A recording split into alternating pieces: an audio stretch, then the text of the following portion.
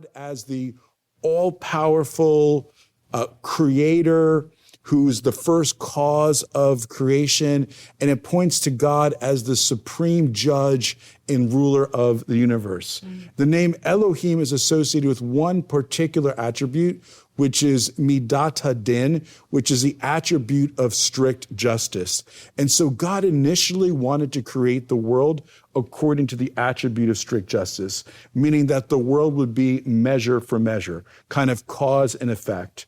But God knew that if everything was cause and effect, measure for measure, if God kept the record of our wrongs, who'd be able to stand? So he knew that the world would not endure according to strict justice. So as we'll see in a moment, he had to temper that by his other name.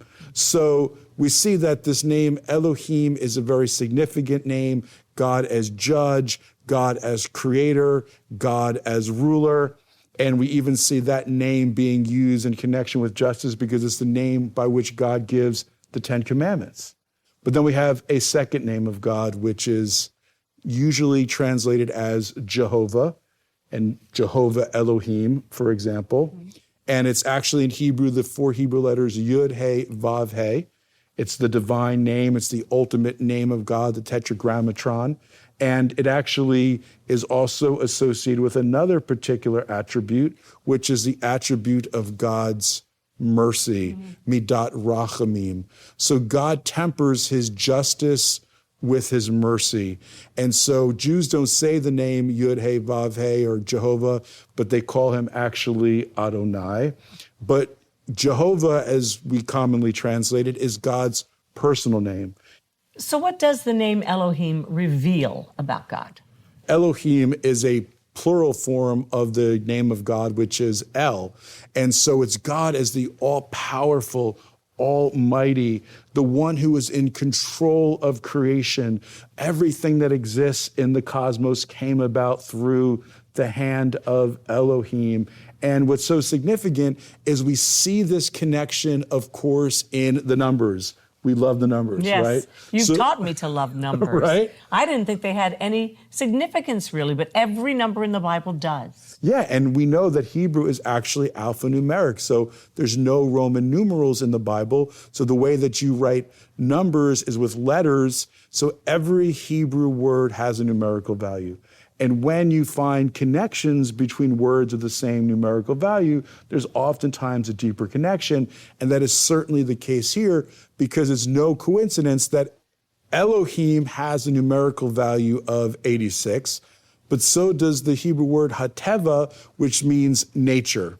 Because Elohim is the creator of nature. He's the one who controls nature. He's the one who holds all power over nature. But he's also the God who is revealed through general revelation. The heavens declare the glory of God. But at the same time, many people looking at the heavens, understanding the power of heavens and that it points to God in some way, actually began to worship the creation instead of the creator. And that's, we see there's actually a connection there because there's a numerical equivalency between the two. And so they made the mistake of thinking that the creation was the creator. And ultimately God was going to have to give further revelation to bring people out of this ignorance and this sin of idolatry that they fell in as a result of this lack of understanding. And we still fall into it, don't we, Rabbi? I remember years and years and years ago, Regis was extremely interested in astronomy and astrology, more so astrology. And I used to tease him. He said, don't you want to read your horoscope? And don't you? I said, no. He said, well, why not? I said, Regis, why are you putting your faith in the stars? How about you go a little higher and put your faith in the one who made the stars? It just made sense to me. But people don't realize that there's a individual God up there, a very personal God for us. He's not just Elohim, the creator. We'll get into the other more personal names of God as well, I'm sure. Our intimate Savior, all those kinds of things. Yeah, but I think it's significant, right, as well, the fact that we know that there's a God who's created everything that is, because that means there's someone who created us, and that means there's someone who's in control of everything that's going on. There's an order to everything that